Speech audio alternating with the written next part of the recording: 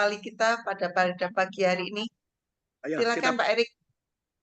Bapa di surga, kami bersyukur karena kami masih diberi waktu untuk hidup hari ini. Untuk hidup dengan Tuhan, dengan keluarga, dengan umat-Mu. Kami berdoa untuk Zoom hari ini, Tuhan memberkati. Tapi hamba-Mu, Pendeta Li, dan kami semua yang ada di Indonesia, kami menyerahkan waktu ini ke dalam tangan kuasa Roh Kudus untuk memberkati, menolong kami, mengurapi kami. Di dalam nama Tuhan Yesus, kami menyerahkan seminar ini. Haleluya. Amin. Amin. Amin. Terima kasih kehadirannya Bapak Ibu terkasih yang luar biasa pada pagi hari ini. Bukan satu kebetulan kita boleh berkumpul, berjumpa. Tetapi ada kasih Kristus yang mempertemukan kita semua. Kita boleh bertemu, berkumpul di Faraday, Persekutuan Doa Alumni UK Petra. Dan akhirnya boleh meluas, mengumpulkan teman-teman yang jauh, yang dekat, dimanapun Bapak Ibu berada. Saya ucapkan terima kasih kehadirannya. Selamat pagi bagi yang merayakan Imlek. Kyongki, Bapak Ibu. Selamat tahun baru. Pak Li, yang di Korea. Kyongki juga. Nah, kita senang berjumpa Bapak Ibu. Walaupun melalui Zoom, bertatap wajah. Tapi percaya Tuhan hadir di tengah-tengah kita. Karena ada kasih Kristus di dalam kita semuanya. Dari Ambon, Bu Emi, selamat pagi. Dari Jogja, Profesor Kristanti, selamat pagi Pak Pius, Bu Ira, Surabaya. Jadi kita dari berbagai macam kota, daerah, dari Aceh, dari Kalbar, Bengkayang, Pak Erik, Pak Helen dan Bu Surti, Pak Pauli dari Korea, Kak Mirna dan Pak Steve Surabaya, Pak Samdi Sidoarjo, Pak Kianfat yang dari Singapura, Pak Dr. Sugiarto, Bu Yun, dan Kak Joshua. Selamat pagi, mari kita bersatu. Kita akan memuji Tuhan yang akan dipandu oleh Kak Mirna. Saya persilakan. Baik, terima kasih Ibu Jenny. Selamat pagi Bapak Ibu semuanya. Shalom. Terima kasih. Pagi hari ini saya mengajak Bapak Ibu semuanya untuk kita satukan hati, satu suara. Kita membawa satu pujian bagi Tuhan, bagi Bapak Ibu yang tahu pujian ini, silakan bisa mengikuti saya untuk bernyanyi bersama-sama. Dan pujian ini akan diputarkan melalui video rekaman. Minta tolong Kak Joshua, silakan.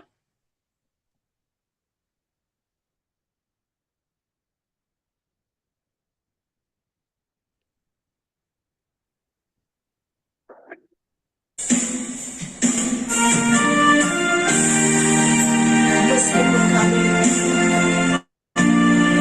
belum melihat jalan terbuka di depan,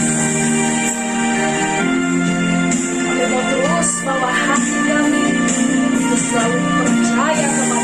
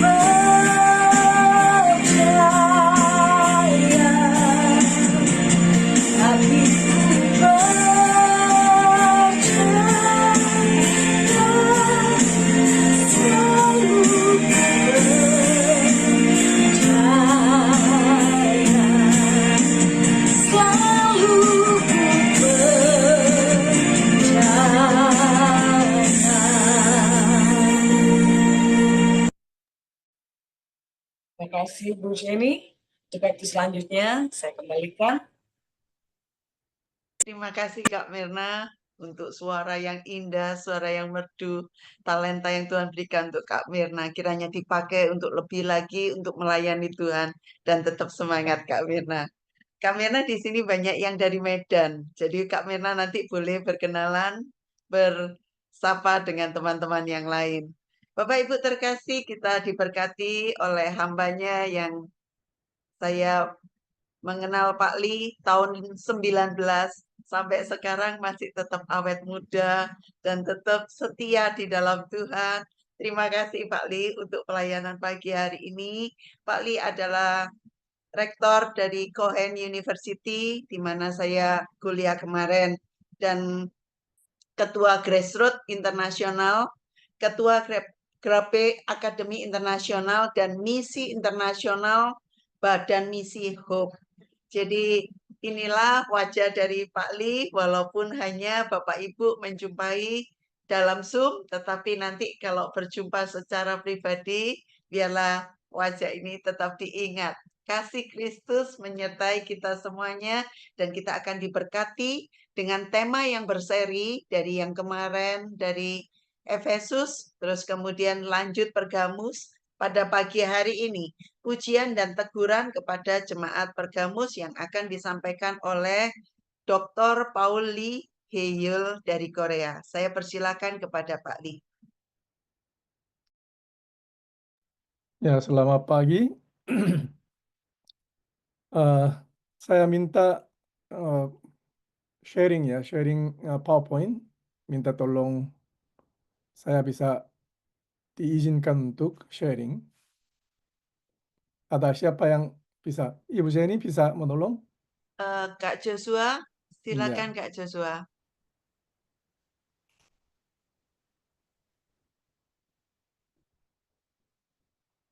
Oh, masih belum? Kak Joshua, bisa Pak Lee dijadikan co-host?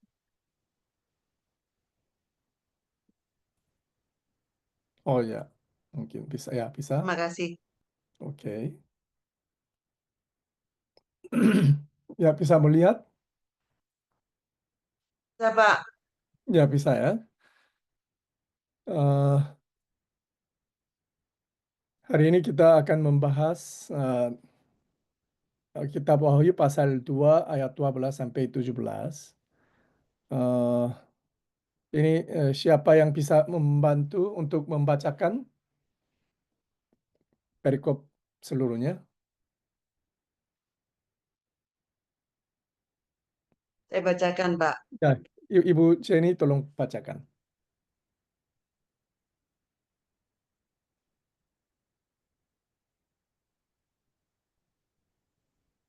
Ya, enggak. Dengan suaranya masih belum. Kepada jemaat di Pergamus, dan tuliskanlah kepada malaikat jemaat di Pergamus. Inilah firman Dia yang memakai pedang yang tajam dan bermata dua. Aku tahu di mana engkau diam, yaitu di sana, di tempat tata iblis, dan engkau berpegang kepada namaku, dan engkau tidak menyangkal imanmu kepadaku, juga tidak kepada zaman Antipas, saksiku yang setia kepadaku, yang dibunuh di hadapan kamu di mana iblis diam. Tetapi aku mempunyai beberapa keberatan terhadap engkau. Di antaramu ada beberapa orang yang menganut ajaran Bileam, yang memberi nasihat kepada Bala untuk menyesatkan orang Israel, supaya mereka makan persembahan berhala dan berbuat zina. Demikian juga ada padamu orang-orang yang berpegang kepada ajaran pengikut Nikolaus. Sebab itu, bertobatlah. Jika tidak demikian, aku akan segera datang kepadamu, dan aku akan memerangi mereka dengan pedang yang di mulutku ini. Siapa bertelinga, hendaklah ia mendengarkan apa yang dikatakan Roh kepada jemaat-jemaat. Barang siapa menang, kepadanya akan kuberikan dari mana yang tersembunyi. Dan aku akan mengaruniakan kepadanya batu putih yang di atasnya tertulis nama baru, yang tidak diketahui oleh siapapun selain oleh yang menerimanya. Amin. Ya, terima kasih.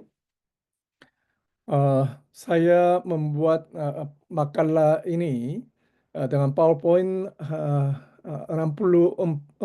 Ini berarti sangat panjang ya. Jadi semua tulisan ini saya tidak bisa sharing semua. Saya sudah kirim PDF kepada Ibu Jenny. Ibu Jenny nanti masukkan kalau chatting file itu yang saya kirim dengan WA. Supaya teman-teman sudah mendownload kemudian membaca semua bahan ini. Saya harap nanti saudara terima aja. Ya, Pak, saya akan bagikan nanti, Pak. Ya, oke. Ya, jadi kita perlu membahas ini gerejanya 7 gereja di antara 7 gereja ini ketiga ini Pergamus. Pergamus ini tempat kota ibu kota Asia Kecil bagian barat yang seperti ini Jakarta ini Jawa Barat ibu kotanya Jakartanya berposisi sebagai ibu kota seperti itu. Pergamus ini sebenarnya pada waktu penjajahan Romawi memang ibu kota Asia Kecil bagian barat, tetapi sebelumnya ini Pergamus adalah sebuah kerajaan. Jadi semua Pergamus ini menguasai kota Efesus juga dijajah dikuasai oleh Pergamus. Ini daerah semuanya ini 7 gereja ini pusat pemerintah adalah Pergamus. Tapi pada waktu Roma menjajah semua daerah situ. Ini Pergamus adalah kota yang paling pusat, ibu kota di situ. Sehingga kalau Roma menjajah satu daerah, ibu kota ini sangat diperhatikannya begitu. Kemudian semua bangunan juga pembangunan atau pemeliharaan satu kota ini didukung oleh kaisar, ya. Ini Raja Roma. Ini berarti untuk hal itu harus disukai oleh Raja Roma, sehingga biasanya pada waktu itu kota-kota masing-masing sangat ingin mau membangun satu kuil pemujahan kekaisaran seperti itu. Jadi supaya kaisar dihormati. Saya senang kalau begitu uangnya lebih banyak berikan supaya ekonomi satu kota ini lebih bersubur ya, juga lebih baik. Sehingga pasti ibadat terhadap berhala kaisar itu ya, ini pasti berkembang juga, ditekan juga. Kalau yang tidak ikut orang Kristen, kalau tidak ikut untuk memuji, menyembahnya, pasti tertekan karena ini merugikan ya. Kalau Anda melawan, ini berarti melawan kesuburan kemakmuran dari kota ini, sehingga ada tekanannya pasti. Jadi Efesus juga sama Pergamus, tapi Pergamus adalah satu ibu kota yang pusat, ibu kotanya ini jauh lebih kuat itu, sehingga ini kita tahu situasi itu ya. Pergamus adalah satu kota yang sangat penting juga secara politik, ekonomi, juga agama, semuanya sangat penting ya. Di situ ada jemaatnya. Gereja dibangun di Pergamus. Pasti di situ kita sudah mengerti itu ya. Di bawah tekanan kafir semacam ini, wajar jika semakin banyak anggota jemaat mengikuti ajaran-ajaran yang kompromi dari kaum Nikolaus seperti itu ya. Jadi pasti banyak jemaat pun untuk kota ini, untuk kemakmuran kota daerah sini, saya juga boleh ikut. Memang saya percaya kepada Tuhan Yesus, tetapi sambil itu saya bisa ikut ini kompromi di dalam imannya sering terjadi ya. Sehingga ada banyak tekanan nanti yang kita juga lihat. Antipas seperti itu, satu orangnya sudah dibunuh oleh karena menolak Ini berarti ada ketakutan di antara jemaat-jemaat sehingga lebih banyak orang pasti ikut, gitu. Tetapi memang jemaat di Pergamus banyak orang juga tidak mau kompromi, juga tidak menyembah berhala begitu ya. Ini di dalam situasi gereja Pergamus. Tapi di sini mengapa tulislah kepada malaikat jemaat di Pergamus? Mengapa malaikat? Jadi mungkin ada banyak toko-toko kitab Wahyu malaikat ini apa? Ini ada banyak debatannya. Jadi malaikat ini pasti ketua gereja atau mungkin hamba Tuhan gereja mungkin dianggap ditafsirkan. Bukan, ini malaikat sendiri betul-betul. Malaikat yang diutus dari Tuhan ke gereja masing-masing gitu ya. Jadi menurut pandangan saya malaikat ini memang malaikat. Jadi ini di dalam kitab Wahyu malaikat dan manusia tidak bisa campur. Ya, harus dibedakan sehingga gereja Tuhan suruh Rasul Yohanes tuliskan kepada malaikat. Ini sangat aneh begitu ya.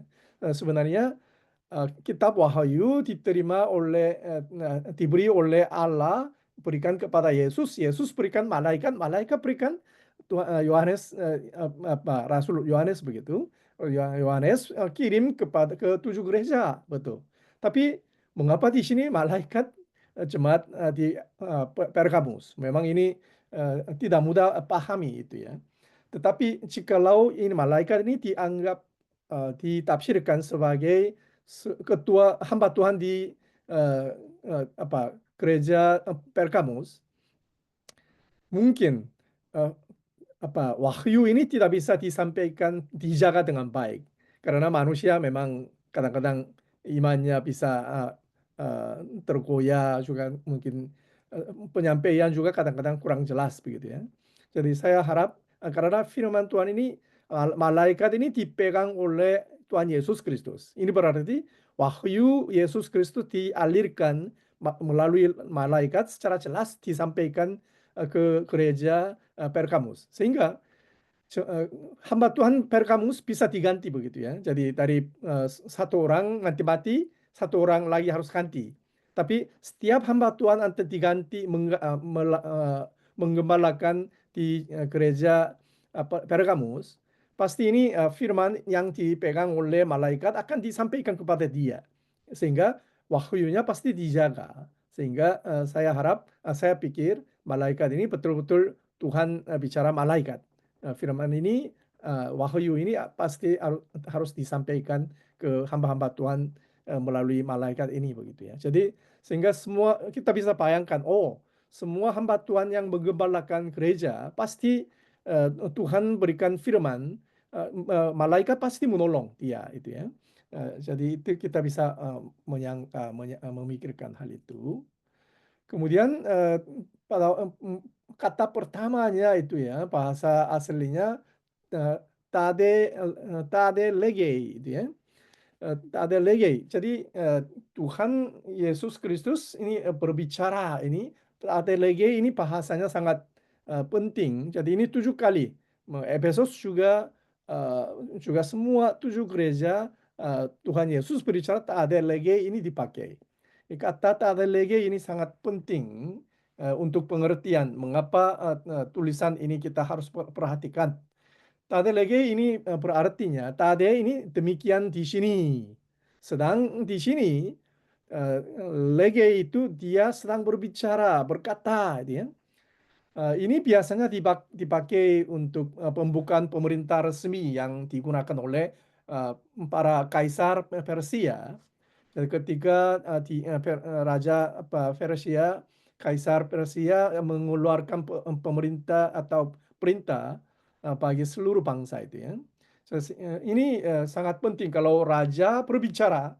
Di Korea pun kalau raja Korea, kalau pada zaman dahulu, raja bicara kalau yang harus dipenggal. Tapi ini perintah dari raja, jangan. Itu semua bisa dilepaskan begitu ya. Jadi perintah raja ini harus tunduk. Kalau tidak melawan, tidak tunduk terhadap perintah, dia yang dibunuh begitu ya. Seperti ini sangat-sangat penting juga sangat berbahaya, sangat kuat. Nah, juga ini harus dilaksanakan itu ya. Tapi kata ini digunakan juga eh, cara formal untuk merujuk para kata-kata dan perintah rohani dari Allah. Gitu. Jadi kita mencari ini kata ini dipakai di dalam perjanjian baru 8 kalinya pakai saya carikan. Kemudian 7 kalinya digunakan kitab Wahyu 7 gereja. Gitu ya. Ini semua Tuhan Yesus Kristus berbicara tak ada lagi lakukan itu ya. Kemudian ya satu kali ini Kisah Para Rasul 21:11 ini di situ Roh Kudus berfirman, "Tade legei to pneuma to hagion," gitu ya. Ini Roh Kudus yang berfirman. Ini berarti di dalam perjanjian lama Tuhan Yesus berfirman 7 kali. Roh Kudus berfirman ini satu kali ya. Ini berarti Alkitab Tuhan Yesus dan Roh Kudus ini semua berposisi Allah ya. Allah dengan kata ini pun juga kita Allah Tritunggal bisa mencari ya. Kemudian sehingga Roh Kudus hadir dalam kata-kata menubuhkan ikatan Rasul Paulus di Yerusalem. Anda pergi ke Yerusalem, Anda akan diikat itu seperti itu. Roh Kudus yang bicara, ya. Kemudian Septuaginta, saudara-saudara mungkin Septuaginta kita sudah tahu. Ini ungkapan ini digunakan 352 kali, tapi saya hitung kalau Allah Adonai tade legei kalau lakukan, curious ya. Jadi ini bahasa Ibrani-nya koh amar ya, koh amar. Ini berarti Allah berfirman. Ini kata ini 324 kali. Ini berarti kebanyakan perjanjian lama bahasa ini orang Ibrani bahasa ini gunakan sebagai Allah berfirman. Ini berarti 7 kali Tuhan Yesus berfirman. Ini berarti semua konsep ini orang Yahudi pasti tahu. Oh, ini Allah yang berfirman. Yesus Kristus adalah Allah, begitu ya. Ini berarti kalau Allah berfirman harus perintah itu terima, tunduk aja itu ya. Sehingga penulisnya sangat menegaskan pembaca harus mengerti yang berbicara 7 gereja ini gereja kepada tulisan kepada jemaat Pergamos juga ini oleh Yesus adalah Sang Pencipta, Maha Kuasa. Jadi perintahnya harus diingat, dipatuhi dengan penuh perhatian dan mentaati begitu ya. Kemudian ini tade legei itu ini sebenarnya 7 kali semua pakai. Juga ini kalau begitu yang berbicara Yesus ini siapa itu ya. Ini nanti kita bicarakan Yesus ini siapa. Jadi yang Yesus bicara 7 kali bicara dia berkait dengan semua nanti pasal 1, kemudian pasal 4, 5 semuanya bisa nanti digabungkan gitu ya, bisa mengertinya. Coba yaitu ini ya, jadi jelasnya. Jadi dengan kata tadi legei kita harus Yesus adalah pasal 1-nya Yesus digambarkan sebagai Tuhan, imam besar juga yang maha kuasa, juga raja di atas segala raja yang menampakkan diri di dalam pasal 1 ini semuanya 7 gereja ini yang Tuhan Yesus yang berbicara sehingga semua 7 gereja ini harus mendengar ya itu tadi perkataan Yesus sebagai sang raja, sang pencipta itu ya. Oleh sebab itu melalui tade legei kita menyimpulkan satu kesimpulannya begitu. Banyak memikirkan, oh gereja Efesus, mungkin saya memperhatikan saya harus mirip dengan gereja Efesus atau gereja Smyrna atau Pergamus atau Tiatira, mungkin seperti itu. Jadi 7 gereja terus mungkin gereja mana yang cocok dengan saya atau perbedaannya apa, banyak orang memikirkan demikian. Tapi daripada itu, 7 gereja, pasal 2, pasal 3, 7 gereja semua ajaran dan celaan kemudian pemerintah perintah juga ada, juga hukuman juga, kalau hadiah, kalau sudah mentaati dengan baik, semuanya merangkul satu. Harus kita mengerti 7 gereja ini menjadi semua gereja. 7 gereja adalah 7 ini gereja yang semuanya ya. Semua gereja lokal yang berikut yang dibangun di bumi ini harus menerima 7 surat ini semua. Bukan perintah. 7 perintah ini semua harus diterima. Ini kita harus ingat itu ya. Sehingga pasal 2, pasal 3 semuanya dirangkul satu. Gereja Efesus maupun gereja masing-masing ada situasinya berbeda, tetapi kita harus merangkul sama. Ini perintah tadi pasal Tuhan Yesus yang sudah digambarkan di pasal 1, bicara kepada seluruh gereja lokal harus terima perintah ini gitu ya. Kita harus mengerti hal itu. Ini sangat penting untuk pengertian perikop ini. Kemudian satu hal lagi tentang Yesus Kristus di sini, gambar Yesus Kristus masing-masing gerejanya berbeda begitu ya. Jadi gereja kepada gereja jemaat di Pergamus, Tuhan Yesus digambarkan yang sedang mengatakan dengan pedang bermata dua yang tajam. Ini sangat unik begitu ya. Yesus adalah yang punya pedang bermata dua yang tajam. Mengapa Tuhan bicara demikian? Itu nanti kita sudah lihat yang tadi kita sudah baca. Tuhan Yesus digambarkan punya dari mulut keluar pedangnya terus keluar, gitu ya. Kemudian ini pedangnya sangat tajam sekali. Ini bermata dua ini. Ini pedang ini digunakan untuk peperangan, peperangan. Sehingga mungkin kita dari sini kurang mengerti, tetapi Tuhan Yesus digambarkan sebagai yang memegang pedang bermata dua yang tajam. Ini berarti Tuhan Yesus adalah bukan hanya sekedar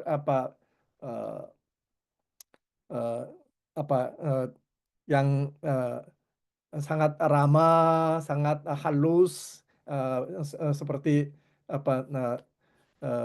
pimpinan domba-dombanya dengan keramahannya begitu. Tapi di sini Yesus digambarkan sebagai seorang pejuang Mesias, gitu ya. Ya, jadi yang punya pedang berperang ya, perang. Sehingga ini kita bisa mengerti, ini Yesus punya kuasa dan kekuatan. Kemudian memiliki, jadi kalau Tuhan Yesus siapa? Jikalau Tuhan Yesus punya pedang yang berperang, kalau berperang dengan siapa? Yang melawan perintah Tuhan Yesus Kristus ya. Tapi sangat anehnya, apakah Yesus bisa berperang dengan gereja? Gimana saudara-saudara sekalian? Ini sangat di dalam perikop ini tulisan surat kepada Pergamus ini, konsep ini sangat unik. Juga konsep ini seluruh di dalam kitab Wahyu sangat unik di antara dengan berbeda dengan kitab-kitab yang lain Perjanjian Baru juga. Jadi ini konsep ini sangat-sangat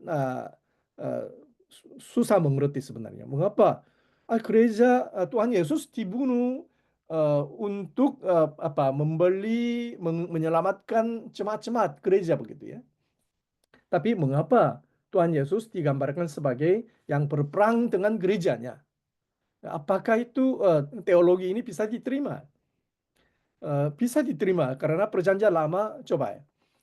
Tuhan Yesus di dalam Taurat, apa yang terjadi? Semua dewa-dewi di Asia Tengah itu ya, Timur Tengahnya, mereka kebanyakan mendukung bangsa masing-masing. Tetapi Yahweh yang dipercayai oleh umat Israel berbeda. Karena Yahweh punya firman-Nya. Kalau firman dan perintahnya sudah berikan kepada umat Israel, memang Tuhan menjaga mereka, mengeluarkan mereka, menyelamatkan mereka, melindungi mereka, memberi makanan, semuanya berikan. Tetapi umat umat Israel menyembah berhala, mencari raja yang lain atau eh, berhala, menyembah berhala. Hal semacam itu terjadi. Apa yang terjadi?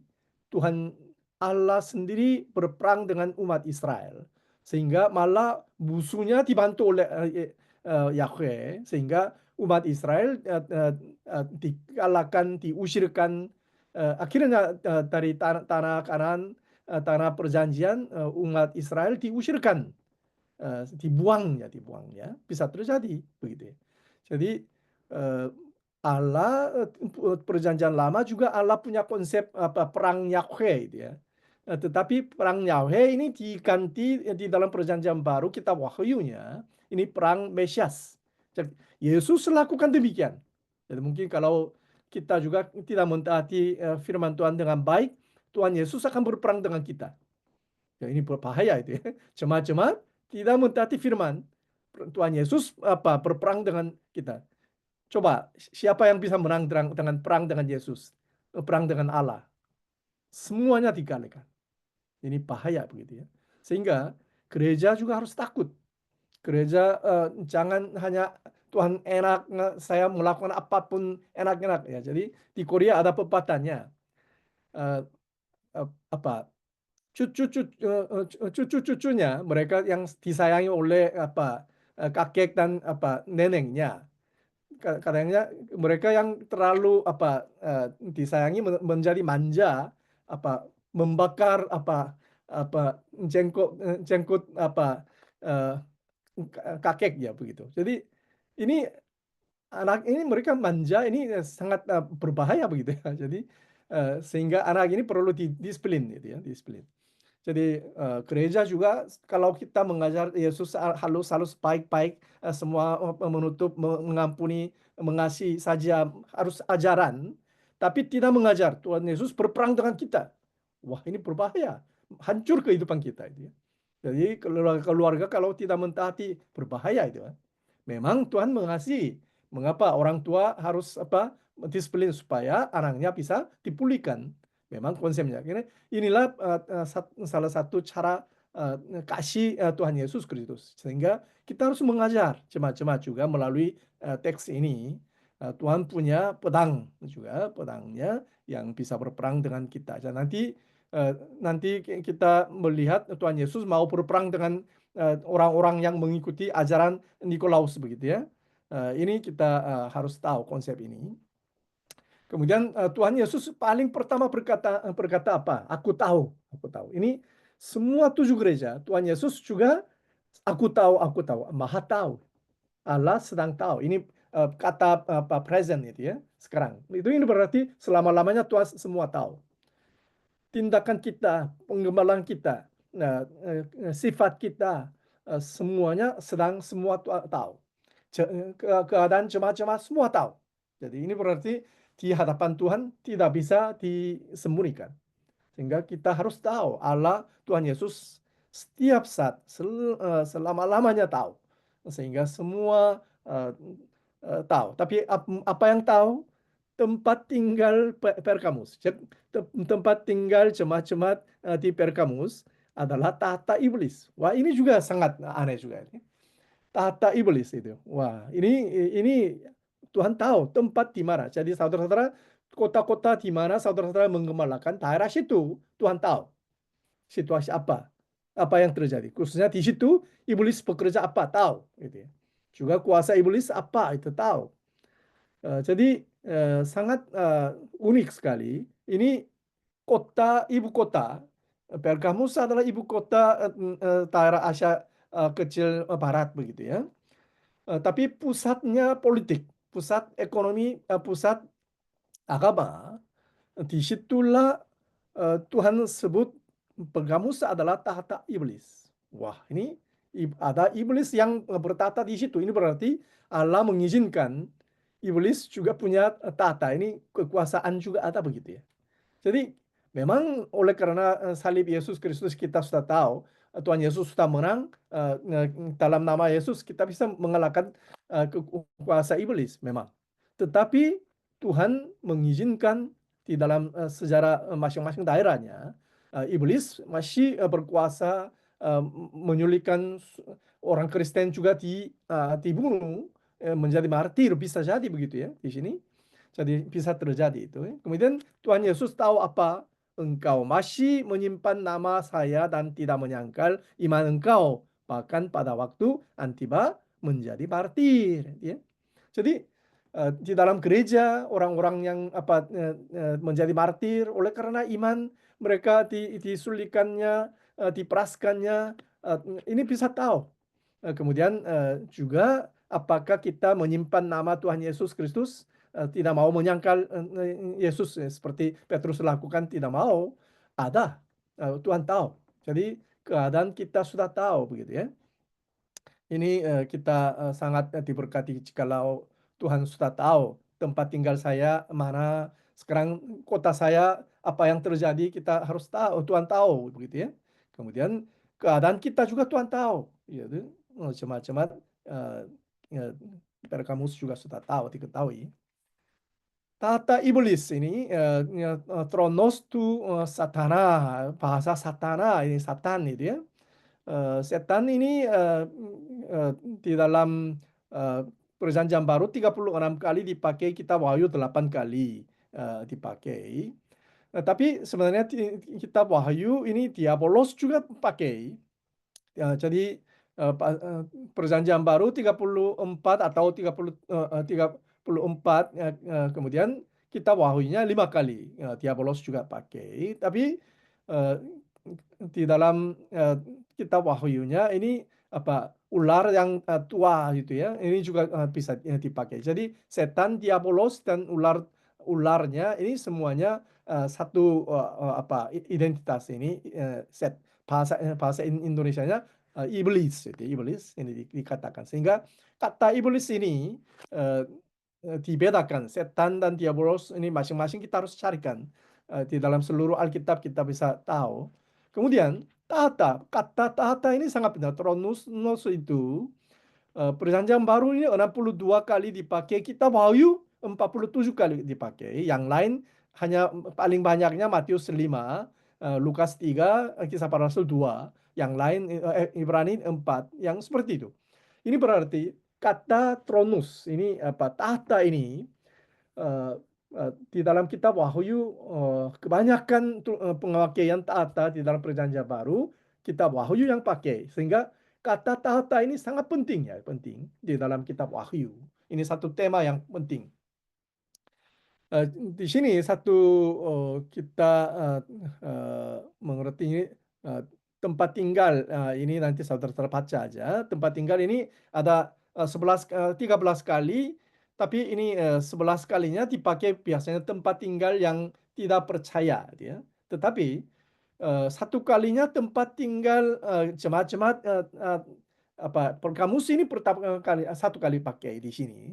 Kemudian juga iblis yang diamnya itu ini juga satu kali dipakai. Ini sangat perikop ini kata Katoikeo ini sangat unik pakai, tapi pokoknya kebanyakan yang tidak percaya kebanyakan pakai. Mengapa? Tapi jemaat-jemaat Pergamus ini juga mengapa kata ini dipakai. Kebanyakan ini non-Kristen yang berdiamnya tempatnya bicarakan. Tapi Pergamus juga ada kemungkinan Tuhan menganggap orang tidak setia di dalam imannya dianggap sebagai non-Kristen gitu ya. Jadi ini kata ini sedikit menunjukkan orang Kristen yang tidak setia dianggap oleh Allah Tuhan Yesus sepertinya yang tidak percaya dia. Sehingga nanti saudara tadi baca aja saya semua tulis. Kemudian Katoikeo pakai kitab Wahyu mana dipakai, saudara nanti coba lihat gitu. Satana juga ini semuanya kita lewat karena ini terlalu banyak, saudara nanti baca aja seluruh Alkitab ini, sehingga penggunaan semua iblis Diabolos ini bagaimana kita semua lihat, kata setan diabolos berartinya apa, kita bisa menduganya. Satu lagi, tahta ini yang tadi saya bicarakan, 47 kali dipakai di dalam kitab Wahyu. Tapi coba ya, paling pertamanya pasal 1 ayat 4 kita tahu, kita sudah belajar itu ya. Mungkin pasal 1 itu tahta Allah. Allah yang bertahta di situ pertama bicarakan Roh Kudus berada di hadapan tahta Allah begitu ya. Sehingga Roh Kudus dan Allah yang bertahta ini dibicarakan. Kemudian pasal 2 ayat 13 yang ini perikop kita yang sedang bahas itu ya. Ini kuasa iblis itu, ini sebenarnya tahta iblis ini bahasanya. Kemudian penerjemahannya mungkin bahasa berbeda itu, tapi sebenarnya tahta bahasanya sama. Kemudian pasal 3:21 ini Laodikia yang pasal 3 yang terakhir itu ya. Kata tahta dan pasal 4 ayat 2 tahta. Pasal 2 dan pasal 4 ini digabung dengan kata kunci adalah tahta.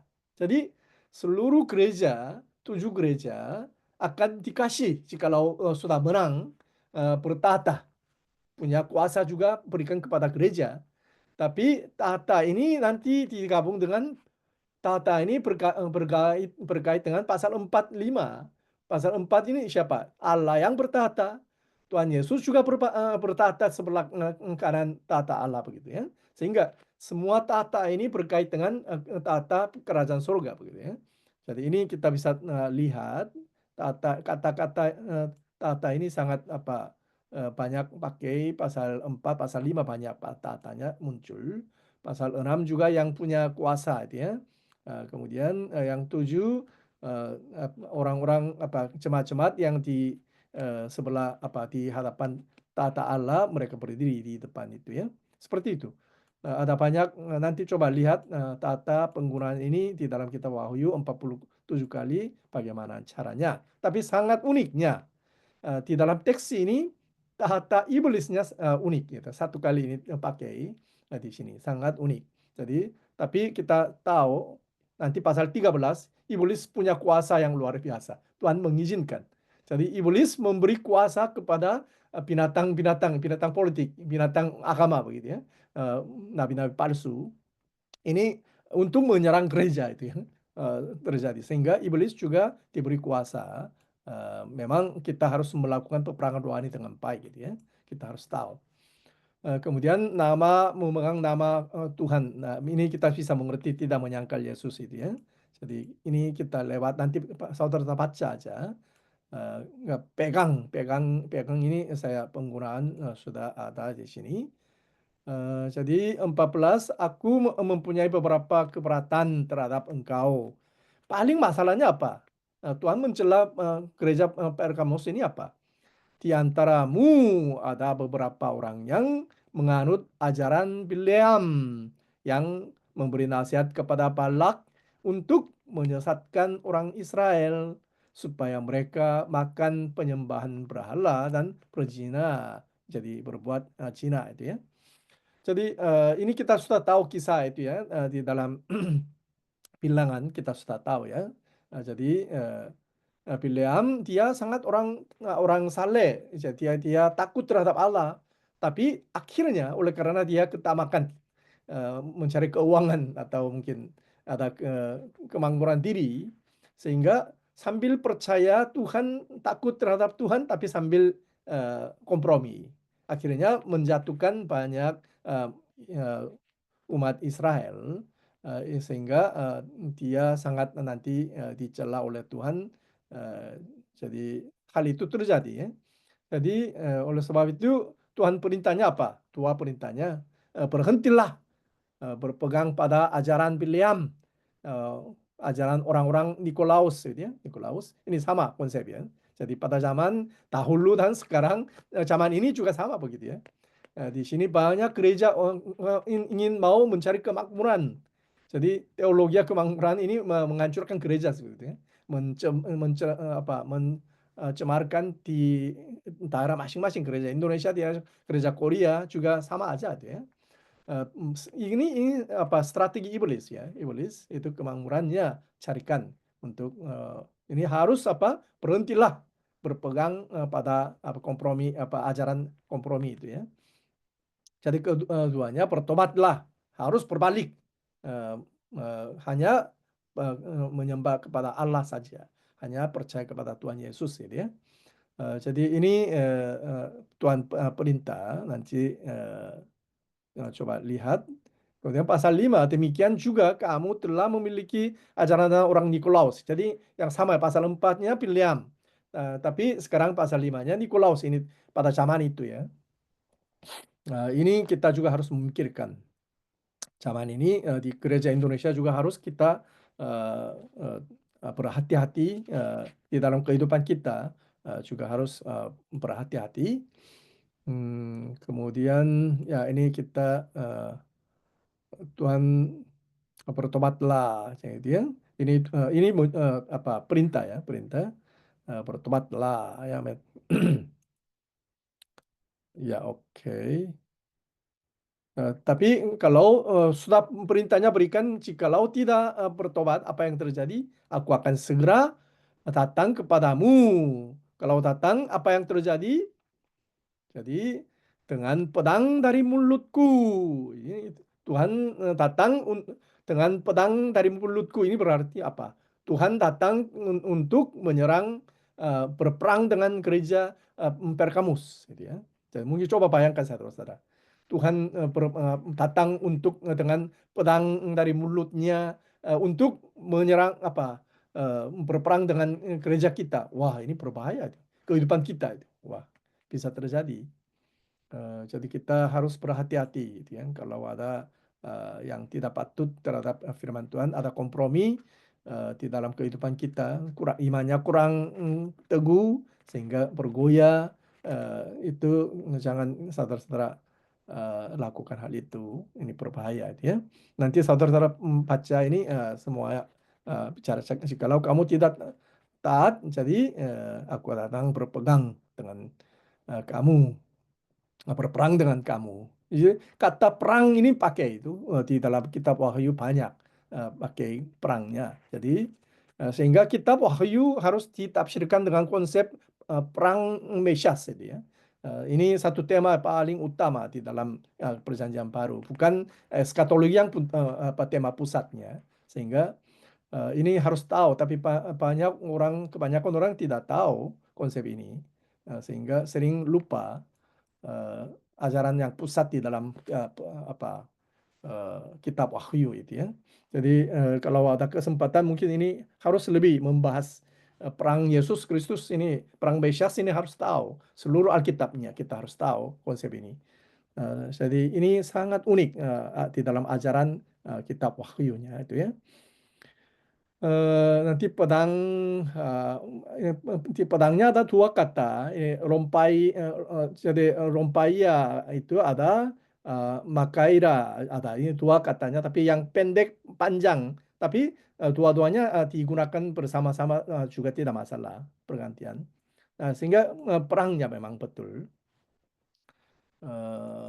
Coba ya, perang ini mungkin di dalam bilangan juga ada ya. Oke. Ya, kemudian tapi jikalau mereka sudah bertobat, betul-betul betulkan kehidupannya, Tuhan akan berjanji itu ya. Kalau jika barang siapa menang, ini berarti sudah mentaati, bertobat itu ya. Dan akan diberi mana yang tersembunyi. Jadi sebuah batu putih dan sebuah nama baru. Ini apa artinya? Memang ada banyak tafsiran juga ada. Tetapi pokoknya ini mananya yang tersembunyi, yang mungkin saudara-saudara bisa melihat ya, di sini saya menjelaskan. Yang pemenangnya apa artinya? Jadi yang menang ini berarti sudah ada perangnya. Di dalam perang ini berarti Tuhan Yesus juga berperang. Kita orang Kristen juga harus yang berperang gitu ya. Di dalam kehidupan kita, di dalam hati kita, batin kita, ada perangnya pasti. Jadi iman kita pasti berperang dengan yang mau kompromi itu ya. Jadi betul-betul kita percaya kepada Tuhan Yesus atau tidak. Gitu. Betul-betul mau mentaati firman Tuhan atau tidak, pasti ada perang. Gitu. Iblis juga menyerang, menakutkan kita.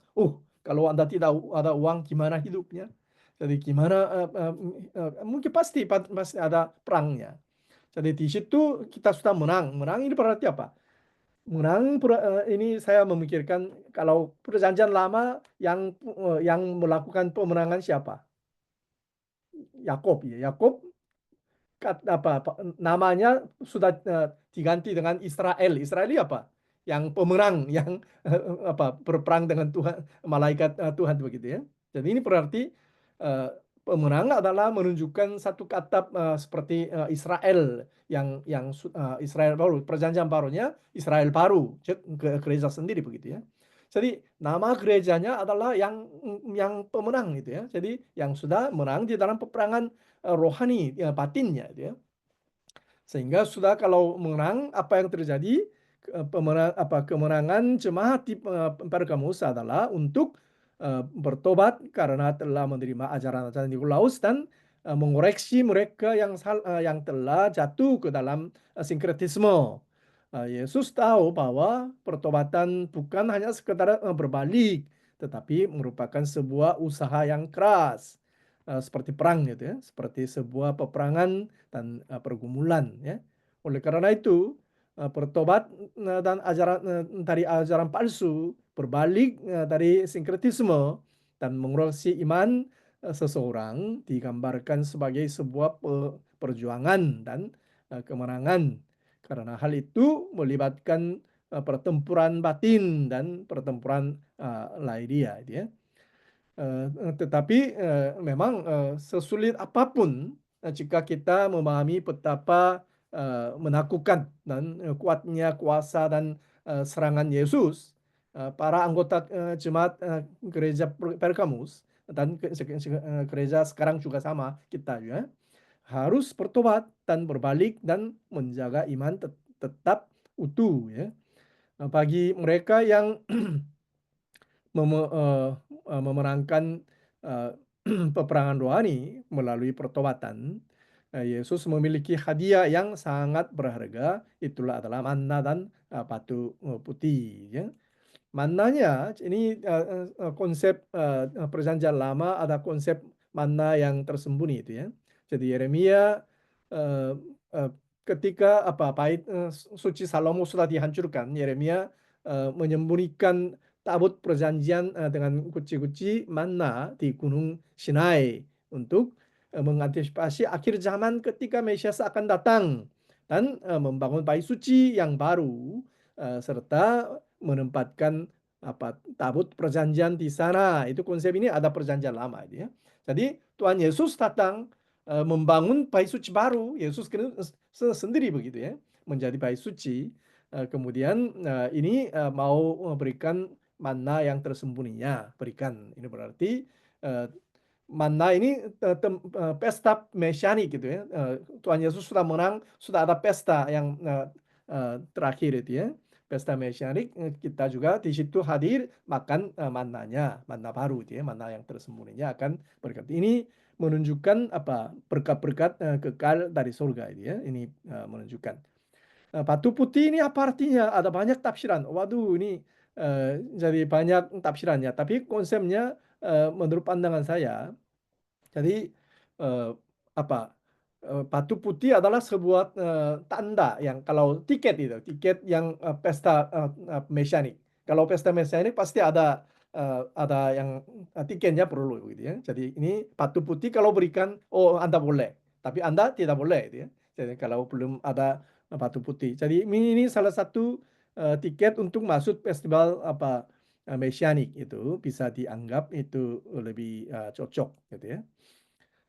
Kemudian berikan nama baru. Ini nama baru. Ini Yesaya 42. Semua bangsa akan melihat kebenaranmu dan semua raja di bumi akan melihat kemuliaanmu dan engkau akan disebut dengan nama baru, yaitu nama yang ditetapkan oleh mulut Tuhan.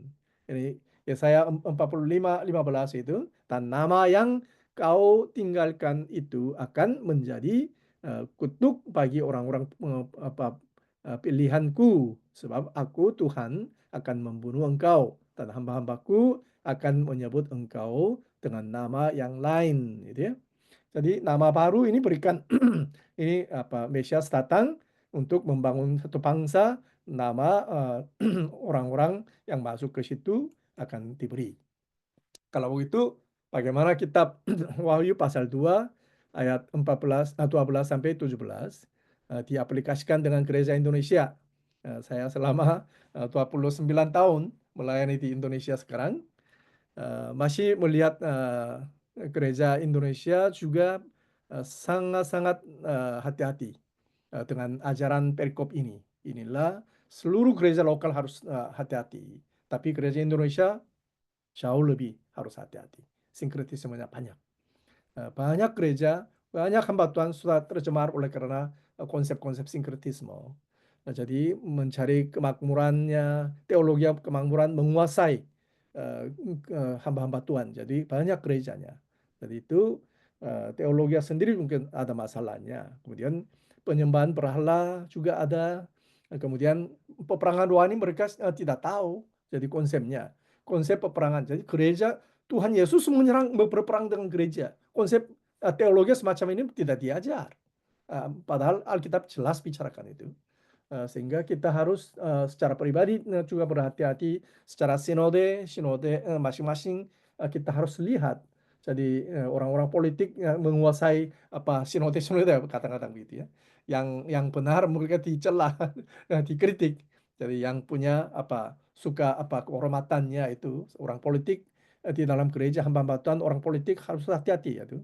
Jadi kemarin di Korea ada satu gereja metodis, seorang hamba Tuhan bicara, orang politik di sinode ini setan, anak setan itu. Betul, bisa terjadi. Jadi ini sering di dalam gereja pun ada banyak serangan-serangan juga ada, sehingga tata iblis juga sering berada di dalam gereja pun, di daerah gereja juga begitu ya. Kita harus hati-hati. Sehingga firman Pergamus ini bukan pesan kepada gereja Pergamus, semua gereja lokal sekarang. Kita sendiri maupun seluruh gereja yang kita gembalakan, kita harus periksa apakah apa yang harus dengar perintah Tuhan itu. Sehingga setiap gereja Tuhan akan mengoreksi, melihat, sudah tahu apa yang sekarang ada masalah seperti ini. Jadi hari ini kita mempelajari ini, kita semua, termasuk saya dan kita semua, kita harus hati-hati. Jadi apakah saya betul-betul takut terhadap Tuhan Yesus yang punya pedang bermata duanya itu yang tajam, sudah keluar, terus keluar dan mau menyerang dan berperang dengan saya, dengan keluarga saya, dengan ke gereja saya. Tuhan Yesus sedang berdiri di hadapan Tuhan, sudah melihat itu ya. Jikalau kita sudah bertobat, juga berbalik, ini Tuhan akan memberi hadiah untuk menikmati pesta Mesias itu ya. So, itu aja ya. Oke. Sekian, kalau ada pertanyaan silakan.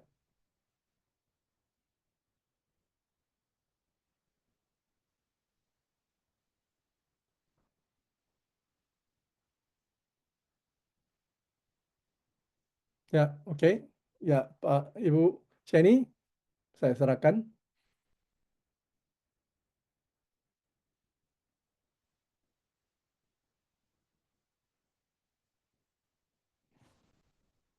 Kok Ibu Jenny tidak, suaranya belum keluar.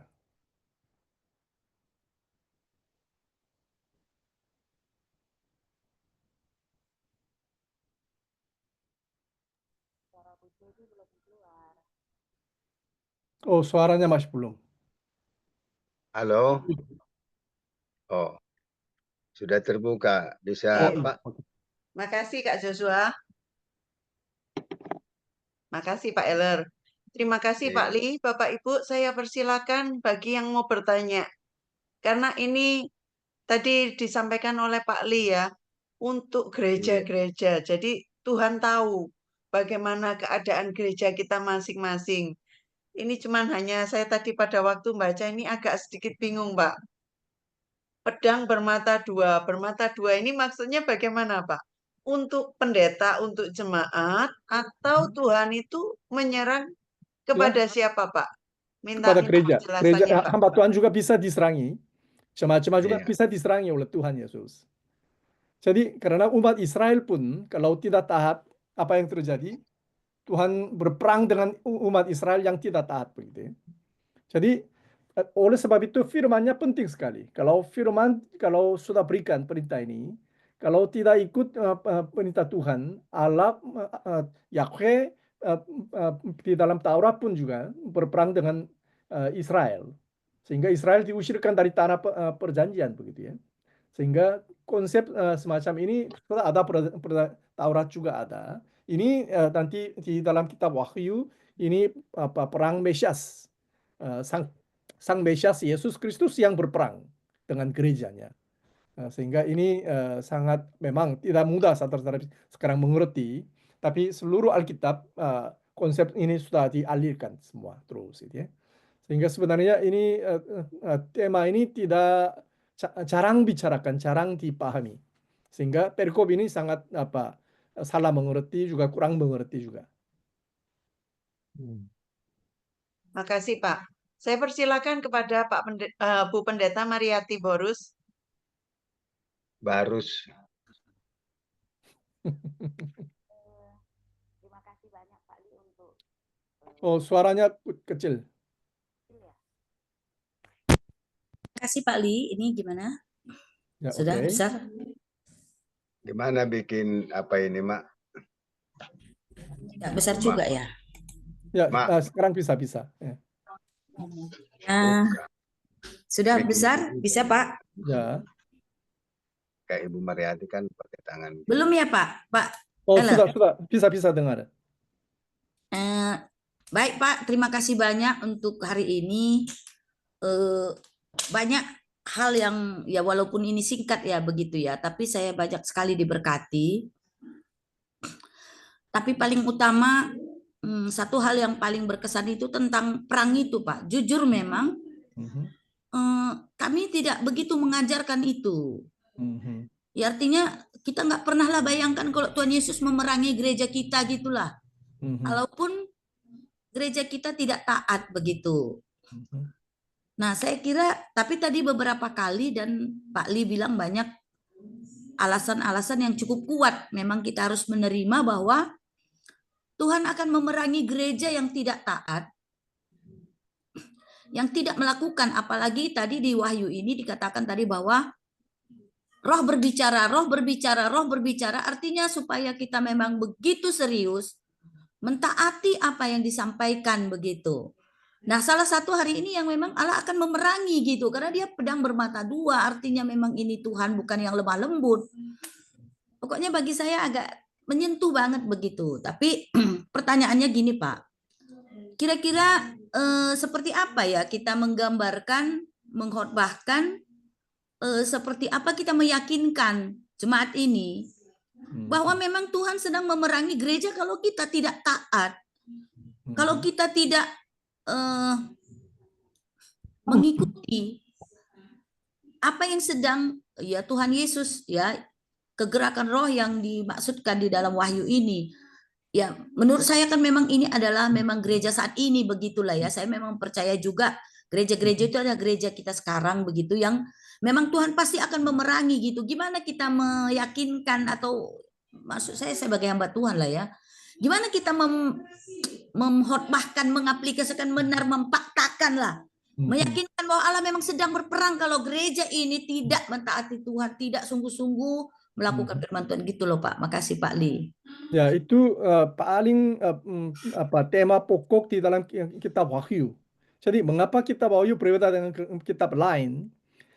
Kebanyakan perjanjian baru Tuhan Yesus adalah penuh dengan kasih karunia, menyelamatkan, mengampuni, seperti itu. Memang pengampunan memang Tuhan Yesus lakukan. Tetapi sampai sekarang kita kebanyakan menyampaikan firman, gereja menjadi sebagai anak bayi yang enak-enak. Itu ya. Tapi gereja di kitab Wahyu, di dalam kitab Wahyu, Tuhan Yesus menganggap gereja bukan anak bayi, tentara, pasukan tentara yang berjuang yang partisipasi di dalam perang Mesias. Ya. Iblis juga ada, juga yang penguasa-penguasa politik, ekonomi dan agama. Jadi agama palsunya masuk di dalam gereja sudah ada ajaran palsunya. Jadi banyak ada, sehingga di dalam situasi dunia ini gereja jangan hidup seperti bayi. Tentara harus usianya dewasa dia. Gereja sudah dianggap sebagai dewasa yang berperang. Jangan kita fokuskan gereja menjadi hanya bayi-bayi, menyusui terus. Gitu ya. Tuhan Yesus bilang, bukan gereja begitu. Yang saya disalibkan untuk menyelamatkan. Untuk tujuannya bukan bayi jadikan terus. Pasukan tentara yang berjuang. Karena Tuhan ingin mau memberi hadiah yang lebih besar kepada mereka. Daripada bayi. Tentara menjadi martir itu. Pasti Tuhan akan mau memberi hadiah yang sudah 7 kali semua gerejanya berikan hadiah-hadiah yang pemenang akan terima itu ya. Keselamatan maupun hadiah yang Tuhan sediakan. Jadi pasal 12 juga, Tuhan ketika saya datang, saya akan sudah siap untuk hadiah, upahnya yang akan nanti berikan lebih yang terhadap apa yang dilakukan. Ini berarti dari tema di seluruh tema kitab Wahyu. Oleh sebab itu kitab Wahyu ini penting, buku yang berbahagia, membahagiakan jemaat-jemaat gitu ya. Jadi kitab Wahyu harus dipelajari dengan baik, diajar dengan baik supaya jemaat-jemaat mengerti. Oh, identitas saya bukan bayi. Saya harus dewasa, pasukan tentara yang berimannya. Jangan kompromi. Tidak mau menolak gitu ya. Jadi tidak mau menyembah kemakmuran, kehormatannya. Jadi tidak mau. Jadi saya mau menyembah Tuhan saja itu. Jadi ini harus jelas ajaran gitu ya. Sehingga perjanjian lama pasti umat Israel sudah diusirkan oleh karena ketidaktaatan jelas itu ya. Buku-buku kitab nabi gitu ya. Kenabian, buku-buku nabinya lakukan demikian secara fakta terjadi di dalam sejarah. Jadi Israel yang barunya siapa? Israel yang sebenarnya siapa? Kita gereja. Gereja juga sama. Lebih ketat daripada Israel yang perjanjian lama. Mereka tidak punya perjanjian baru. Kita punya perjanjian baru yang punya Roh Kudus juga berada di dalam hati kita. Jadi Tuhan Yesus juga sudah sekarang hidup yang bertahta. Allah juga bertahta. Kita juga bertahta juga. Kita sebagai raja lakukan salah, ini berbahaya itu ya. Kita salah, seluruh bumi ini salah. Oleh karena kesalahan gereja, bumi ini dimusnahkan, begitu ya. Sehingga konsep kita, identitas kita harus diganti, dibangun lagi. Sehingga kita, karena betul-betul Tuhan memperhatikan kita, untuk menyelamatkan kita, Tuhan menumpah darahnya. Ini bukan sekedar untuk menjadi bayi-bayi atau hidup enak-enak itu, tidak. Jadi kita berjuang, mati atau hidup untuk melakukan, mentaati firman Tuhan, mempelajari firman Tuhan. Sehingga harus belajar firman Tuhan dengan baik, mentaati, mempraktikkan kita sebagai tentara. Ini harus diajar. Tapi kebanyakan ajaran ahli-ahli kitab Wahyu pun tidak mengerti konsep ini. Jadi jelas itu, paling pusat temanya itu. Sehingga saya biasanya mengajar satu semesternya tentang Messianic War itu ya. Di dalam perjanjian kitab Wahyu maupun perjanjian lama, perjanjian baru, ini kita harus satu teologi yang sangat penting juga unik. Tapi teolog pun juga kurang mengerti. Sehingga saya 30 tahun yang lalu satu tulisan bukunya itu MA saya bicara membahas hal itu, tema Messianic War itu ya. Itu sangat penting di dalam kitab Wahyu maupun seluruh Alkitab seluruh. Tapi hanya teologi kerajaan Allah, teologi keselamatan, teologi hanya perjanjian ini banyak, tapi kebanyakan orang sama sekali tidak tahu. Ini di antara teolog-teolog pun ini kasihan sekali gereja tidak berperang dengan baik. Sehingga ini salah. Gereja ini sudah tidak menyadari hal itu, sehingga tema ini sangat menguatkan gereja. Jadi kalau kitab Wahyu saudara belajar dengan baik, gereja jemaat-jemaat menjadikan pasukan tentara itu. Bisa jadi itu. Makasih Pak Li. Pak Makasih Ali, Bu saya mau tanya Mariati. sedikit, Iya, baik. silakan Nah, Pak Pius. apakah menurut Pak Ali, hancurnya gereja Pergamus yang sekarang sudah tidak ada, itu ada hubungannya dengan peringatan Tuhan Yesus, peringatan Tuhan yang diberikan pada jemaat di Pergamus. Ya, pada Ya, tahun 92, ya, pada ya. tahun 92, ya, Mhm. itu kira-kira kehancuran gereja Pergamus itu terjadi. Ya, memang 92 Masehi ya, ya. oke, ya Eh, bisa karena mengerti. karena kita bisa mengambil tanggal itu, tahun itu, karena Uskup Antipas meninggal tahun itu, dibunuh. Ya. Dia mati sehat di situ. Nah, Ya. sekarang pertanyaannya adalah, Ya. apakah selama ada Mhm. jangka waktu ya antara peringatan Tuhan Yesus pada Pergamus lewat Mhm. surat lewat Yohanes di Pulau Patmos, Mhm. itu sama sekali tidak dihiraukan atau tidak Mhm. diperhatikan, tidak dituruti, tidak ditaati oleh jemaat di Pergamus, Mhm. sehingga Tuhan menghancurkan itu. Mhm. Ya. Nah, lalu kalau Mhm. Tuhan dalam sekian tahun itu menghancurkan ini, batasan alasannya itu apa? Mhm. Mengapa dia tidak menyuruh lagi bertobat? Mhm. Ya, oke. Ya. Ya, sangat pertanyaannya bagus sekali. Jadi menurut pandangan saya kemarin tahun lalu saya mengunjungi ke Pergamos juga saya ke Efesus juga. Jadi kebanyakan Turki sekarang ya. Jadi gereja-gereja hampir hancur di situ. Gereja Turki juga sangat minim sekali itu ya. Banyak misionaris teman-teman yang melayani di Turki mereka sangat merasa susah. Ini daerah Muslim jadikan itu ya. Ya. Memang Tuhan Yesus sudah bicarakan gereja Efesus juga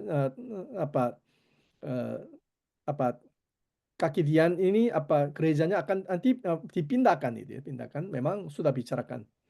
Ini sudah terjadi memang, tapi mungkin saya tidak hanya kita fokus satu tempat di mana Pergamos saja, tidak usah hanya satu tempat saja. Ini hanya contoh ya, salah satu contoh memang.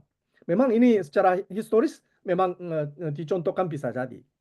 Jadi kita juga sendiri juga, saya kemarin datang di Korea. Dulunya saya melayani untuk mahasiswa-mahasiswi di dalam universitas. Pada waktu saya melayani gereja satu kampus saya, ini mahasiswa-mahasiswi 40% orang mahasiswa-mahasiswi menjadi orang Kristen. Tapi sekarang sesudah 30 tahun lewat, saya datang di Korea, apa yang terjadi? 4% orang Kristen saja. Jadi S2-nya hanya 2% saja orang Kristen. Gereja Korea sudah sekarang Tuhan pindahkan kaki Diannya. Mengapa? Gereja Korea sekarang campur dan kompromi dengan kemakmuran. Terlalu kaya. Gereja jemaat-jemaat terlalu kaya. Dulu miskin, mereka banyak berdoa. Malam suntuk berdoa. Tapi sekarang hampir banyak gereja tidak ada persekutuan semacam itu. Karena mereka enak-enak, rumahnya bagus, televisinya besar-besar itu ya. Enak-enak. Menonton televisi aja itu daripada berdoa. Mereka tidak ada keperluan. Sehingga kompromi imannya mereka. Oleh karena itu, sehingga gereja Korea juga dihancurkan seperti itu. Jadi gereja Indonesia dulu banyak kesulitan. Kesulitan ini pada waktu itu lebih enak gitu. Tapi kalau gereja Indonesia juga bermakmur, sekarang gereja Indonesia kan bermakmur itu ya. Ekonomi bagus, harus hati-hati. Lebih banyak waktunya untuk mengutus misionaris, juga harus lebih lakukan setia di hadapan Tuhan ya. Ketika kita bermakmur itu ya. Jadi ini harus lakukan. Jadi ini bukan hanya gereja Korea, Indonesia atau Pergamos. Seluruh gereja lokal yang akan dibangun di seluruh dunia di dalam zaman masing-masing harus menerima perikop tulisan tulisan perintah dari Tuhan kepada Pergamos ini. Jadi ini sangat berbahaya kalau ini tidak menerima serius. Gitu ya. Saya memang semua gereja sama, secara pribadi maupun sama. Satu kelompok gereja lokal juga sama. Jadi daerah bangsa manapun ini di dalam sejarah dunia ini dilanjutkan harus firman ini diterima. Jadi. Ya, terima kasih Pak Li, makasih Pak Pius pertanyaannya. Saya beralih kepada Pak Pendeta Heller. Silakan Pak, tadi Bapak ingin bertanya dan mengangkat tangan. Ya, sudah dengar. Saya sangat diberkati untuk tema hari ini. Kalau saya melihat, kalau kita mau bahas, ini ada 2 SKS khusus topik ini. Tapi saya hanya melihat kondisi yang sangat memprihatinkan, yaitu gereja di Pergamus. Kalau mau gereja aman, harus kompromi dengan politik dan kompromi dengan sinkritisme. Sehingga gereja yang tetap berpegang kepada kebenaran akan mengalami penderitaan. Tetapi kita melihat, saya diberkati dengan ayat 13 dan ayat 16b. Aku tahu. Artinya Tuhan melihat kondisi dan keadaan gereja itu. Maupun dia lihat dalam ayat 16, aku akan. Artinya Tuhan saya melihat bukan hanya sekedar tahu, dan dia peduli bagi gereja yang tetap berpegang kepada kebenaran. Karena dia akan memberi senjata kemenangan dan kekuatan. Jadi inilah saya lihat kebenaran-kebenaran firman Tuhan. Tapi kondisi gereja saat ini seperti yang disampaikan oleh narasumber sangat memprihatinkan. Karena mungkin itu adalah oleh banyak faktor-faktor IT yang sangat mempengaruhi kehidupan sehingga masuk kepada teologi zona aman. Padahal pada saat itulah kita dinyatakan gereja setan. Ini menurut pandangan saya, mungkin Pak Li boleh lebih memperjelas lagi, Pak. Makasih, Pak. Ya, jadi zaman ini memang ada peperangan yang luar biasa sebenarnya itu. Dari sisi macam-macam, dari kemakmuran atau ekonomi atau politik juga. Di Korea sekarang sudah tahu saudara-saudara, presiden sedang ditangkapnya, dipenjarakan sekarang. Nah, jadi presiden sekarang yang harus dilakukan, dia dipenjarakan. Jadi, tapi ini terlibat gerejanya itu. Gerejanya kebanyakan mendukung dia. Yang aneh-aneh. Ini gerejanya ditipukan gitu ya. Jadi banyak orang Kristen yang katanya setia tapi mereka ikut-ikut yang salah gitu ya. Menurut pandangan saya itu ya. Jadi itu kacau ini. Iblis yang mengecaukan di antara gereja. Di antara gereja juga berkelahi gitu ya. Jadi sekarang di Korea banyak perlu doanya untuk iblis yang mengacaukan gereja itu ya. Memecah belahkan juga itu ya. Jadi Indonesia juga bisa jadi gitu ya. Jadi bangsa macam apapun hal semacam ini sudah kita wahyu bicarakan. Iblis tidak mau berdiam secara politik, secara ekonomi, secara agama. Jadi aliran sesat di Korea paling banyak di dunia ini karena mutiara yang aslinya ada di Korea juga, di Tuhan Yesus ada begitu ya. Pasti mutiara yang palsu-palsunya banyak begitu. Jadi semua banyak aliran sesat dimasukkan di Indonesia semua. Semua aliran sesat masuk ke Indonesia sekarang. Aliran sesat dari Korea masuk di dalam Korea. Sehingga hati-hati gereja Indonesia juga. Jadi aliran sesat juga masuk. Ini berarti binatang pasal 13, binatang kedua itu ya. Binatang dari tanah itu ya. Jadi binatang dari laut adalah dari pemerintah, itu seperti penguasa itu ya. Jadi macam-macam ini iblis yang memberi kuasa untuk penipuan gitu ya. Sehingga gereja ditipu Karena gerejanya anak seperti domba itu ya. Mereka tidak tahu kemana gitu ya. Sehingga kita harus melalui firman Tuhan, kita memegang Tuhan Yesus Kristus dan firman-Nya. Jadi Tuhan kita adalah untuk anak domba, bukan yang iblis yang binatang-binatang itu. Jadi presiden yang dunia ini mereka sejenisnya di dalam Daniel Nebukadnezar dianggap sebagai binatang begitu ya. Sebuah bangsa besar itu Babelonia, Roma, Yunani, satu bangsa juga dianggap sebagai binatang begitu ya. Jadi ini tapi binatangnya punya kuasa begitu ya. Keuangan juga gitu, kekerasannya itu sehingga di dalam kitab Wahyu ini binatang gitu. Binatang dari laut dan tanah sering bergerak gitu ya. Jadi iblis di belakang bekerja sama. Jadi satanic trinity-nya bekerja itu. Jadi Allah Tritunggal bekerja memang. Tapi kita harus berhati-hati. Orang Kristen harus peka secara rohaninya melalui pembahasan firman, khususnya firman kitab Wahyu ini sangat membuka mata kita terhadap peperangannya itu. Kita harus belajar dengan baik gitu. Oke. Ya, makasih Pak Lim. Bapak Ibu, ini pertanyaan terakhir. Tak terasa waktu begitu cepat berlalu, Pak Li. Rasanya masih kurang ya. Kalau mau tanya banyak sekali yang mau ditanyakan. Saya melihat wajah-wajah dari Bapak Ibu, rasanya banyak yang ingin bertanya, termasuk juga Pak Erik. Tetapi mohon maaf waktu kita terbatas, kita akan di sesi berikutnya, kita akan masuk di Tiatira minggu depan oleh Pak Ishak Nathan. Pak Ishak Nathan boleh on cam? Pak Ishak Nathan ada di New Zealand, Bapak Ibu. Ya. Nah, minggu depan akan dilayani oleh Pak Ishak Nathan dengan jemaat di Tiatira. Bapak Ibu yang ingin join, silakan join. Kami senang sekali dengan sharing-sharingnya dan juga untuk nambah ilmu kita. Jemaat, saya sangat diberkati pada pagi hari ini oleh Pak Li. Pak Li luar biasa. Kita adalah warrior. Bukan warrior mortal warrior, tetapi kita adalah spiritual warrior. Jadi kita adalah yang harus memenangkan jiwa jemaat. Kita yang harus tampil di depan. Pak Li tampil di depan, memberikan teologi yang baru mengenai warrior mesianik. Apakah kita mau melayani Tuhan dengan hal seperti ini?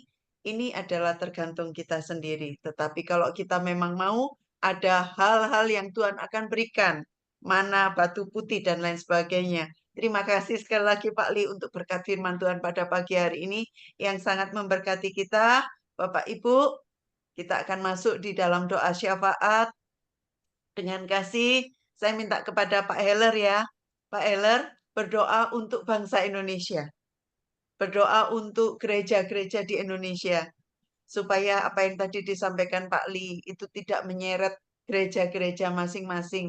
Tuhan tahu di mana kita tinggal. Bahkan ada tata iblis di sini ya. Tuhan tahu. Tetapi kita harus memperkuat iman kita dan memberikan spirit yang baik untuk para jemaat yang di mana gereja-gereja kita tinggal dan kita bina, kita gembalakan. Itu akan didoakan oleh Pak Heller. Dan berikutnya kepada Pak Pius. Pak Pius, Ya, Shalom Pak Pius. Pak Pius berdoa Shalom. untuk Faraday minggu Ya. depan untuk jemaat-jemaat berikutnya, 7 gereja Ya. di Asia. Kita akan terus bagaimana Pak Pius akan berdoa untuk di sini banyak sekali para hamba Tuhan Pak Pius. Jadi hampir semua yang masuk pada pagi hari ini itu semuanya para hamba Tuhan, gembala-gembala dari gereja-gereja yang luar biasa yang Tuhan taruh di setiap wajah-wajah ini. Pak Pius akan berdoa, tolong dukung doa Faraday supaya punya visi, punya misi, hidup takut akan Tuhan dan mengumpulkan dan menjadi sesuatu hal yang merombak sesuatu yang tidak baik menjadi baik. Apa yang tidak benar menjadi benar. Dan biarlah Faraday dipakai untuk memuliakan nama Tuhan walaupun kelihatannya sepele, kecil, tidak ada apa-apanya, tetapi ini boleh memberkati bagi banyak orang. Itu akan didoakan oleh Pak Pius. Dan yang terakhir saya minta kepada Pak Li untuk menutup dan memberkati kita semua pada pagi hari ini. Saya persilakan dimulai dari Pak Isa. Dari Pak Eller ya. Silakan Pak Eller. Baik, kita berdoa. Segala pujian hormat kami naikkan kepadamu ya Bapa yang mempersekutukan kami dalam via Zoom ini. Ada banyak berkat rohani yang kami terima pada pagi hari ini, khusus melihat kondisi keadaan gereja masa kini di seluruh dunia. Tetapi secara khusus kami berdoa untuk bangsa dan negara kami. Dalam kepemimpinan Prabowo dan Kabinet Merah Putih, kami berdoa supaya mereka boleh melaksanakan tugas tanggung jawab mereka seperti aturan-aturan yang telah ditetapkan oleh negara ini. Tapi kami berdoa untuk Tuhan, untuk aparatur dan penegak hukum agar mereka boleh melaksanakan dalam takut akan Tuhan. Dan kami juga rindu supaya negara ini mencapai cita-cita adil dan makmur. Sehingga ada juga kebebasan bagi kami untuk memberitakan kebenaran-kebenaran firman Tuhan maupun di daerah-daerah terisolir maupun yang sulit. Tapi kami percaya ya Tuhan Engkau berkati, bahkan pemerintahan daerah sekalipun. Kami percaya Engkau memberkati. Terpuji termulialah namamu Bapa. Secara khusus gereja-gereja, supaya gereja-gereja yang mengalami penganiayaan dan kesulitan-kesulitan, tetapi kami percaya Tuhan tahu, Tuhan melihat, Tuhan akan ada di tengah-tengahnya, bahkan memberikan satu hadiah yaitu manna dan juga batu putih sebagai upah daripada iman yang setia. Terpuji termulia nama Tuhan, dalam Yesus kami berdoa. Amin. Tuhan adalah Bapa kami yang bertahta dalam kerajaan surga. Bapa yang kami kenal dan kami sembah dalam nama Tuhan Yesus Kristus. Kami bersyukur dan berterima kasih padamu Bapa, karena Engkau telah memberikan persekutuan Faraday ini pada kami, di mana kami banyak sekali mengalami teguran, Bapak, penghiburan, dan penguatan melalui kebenaran firman-Mu. Khususnya pagi ini, biarlah firman-Mu yang memberikan, yang menempatkan kami, dan beritahu kami, yang beritahukan pada kami bahwa kami berada dalam peperangan mesianik. Suatu hal yang sangat mengerikan apabila kami tidak taat. Tapi untuk taat pun bagi kami suatu hal yang bukan suatu hal yang mudah, Bapak. Setiap aspek kehidupan kami selalu bersentuhan dengan ketaatan yang tergoda, Bapak, atau teraniaya dengan ketaatan yang kami ingin lakukan, tapi teraniaya oleh berbagai macam kuasa iblis yang ingin menghancurkan kami. Bapak, ampunilah kami. Ampunilah gerejamu, Bapak, dan sadarkanlah mereka.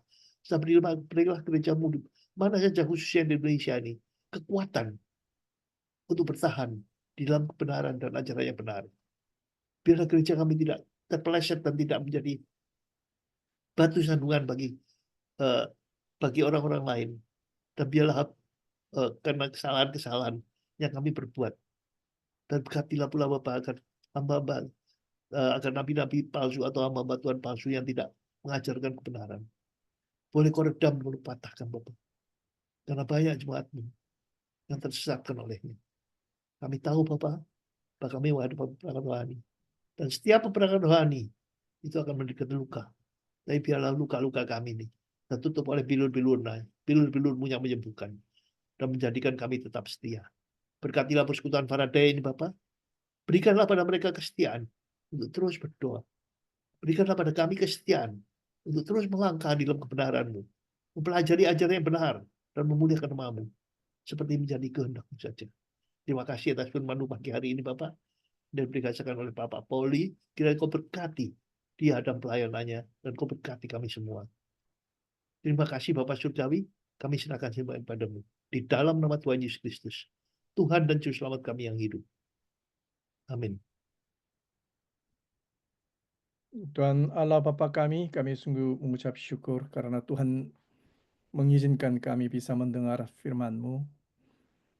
Pada saat ini kami sudah mendengar perintah dari Tuhan Yesus yang sedang berkata, menguasai seluruh semesta alam, seluruh bangsa, seluruh gereja lokal di dunia ini. Tuhan berkatilah kami semua yang menerima firman ini, supaya kami bisa bertobat dan berbalik untuk hanya menyembah Tuhan saja. Juga mentaati perintah-perintah yang Tuhan berikan dengan setia, biar gereja Indonesia menjadi pasukan tentara mesianik yang mengikuti Panglima Tuhan Yesus Kristus, supaya bisa terlibat partisipasi di dalam perang Mesias di dalam dunia ini. Biarlah kami bisa menjadi gereja yang perang Mesias yang bisa berjuang dengan baik di dalam negeri maupun di luar negeri. Biar gereja Indonesia diperkuat dan dipakai oleh Tuhan secara luar biasa untuk memberkati seluruh bangsa. Inilah doa kami, harapan kami. Urapilah untuk hal itu dengan Roh Kudus dan dengan firman-Mu. Biar gereja-gereja Indonesia mengerti firman Tuhan secara jelas, sehingga menerima firman Tuhan dan mentaatinya, sehingga bisa terus-menerus menerima hadiah-hadiah yang Tuhan sediakan ke gerejanya. Biar hal itu terjadi di dalam gereja Korea maupun di seluruh dunia. Kami naikkan doa ini hanya dalam nama Tuhan Yesus Kristus. Amin. Amin. Terima kasih Pak Ali ya. Pak Paul, terima kasih Makasih Pak Pak Pauli. Li, Tuhan Bapak Ibu berkati. terkasih semuanya. Tuhan memberkati. Makasih Pak Ya, Li. ya. Terima kasih Bu Bye-bye Asima, semuanya. Prof. Bye-bye. Kristanti, Bu Terima Ira, kasih Pak terima Li. kasih. Ya, mari. Pak Terima Iron, kasih. Daniel, Terima Pak kasih. Daniel, Pak Pius. Mariati, Terima kasih Pak Pak Yus Daniel. Amaleta, Pak Ya. Andreas, Pak Ellen, Ibu terima kasih semuanya. Pak. Terima kasih. Kak Mirna, Semua terima kasih peserta daripada pelayanannya. ini. Terima kasih Ya. Pak Mirna. Bu Rini, Mbak terima Mirna, terima kasih kasih ya. Bu Rini. Terima Salam kasih. untuk Prof. Tuhan Panca, berkati. terima kasih kehadirannya. Pak Immanuel, terima kasih. Selamat pagi. Ya. Terima kasih. Pak Ferdinand.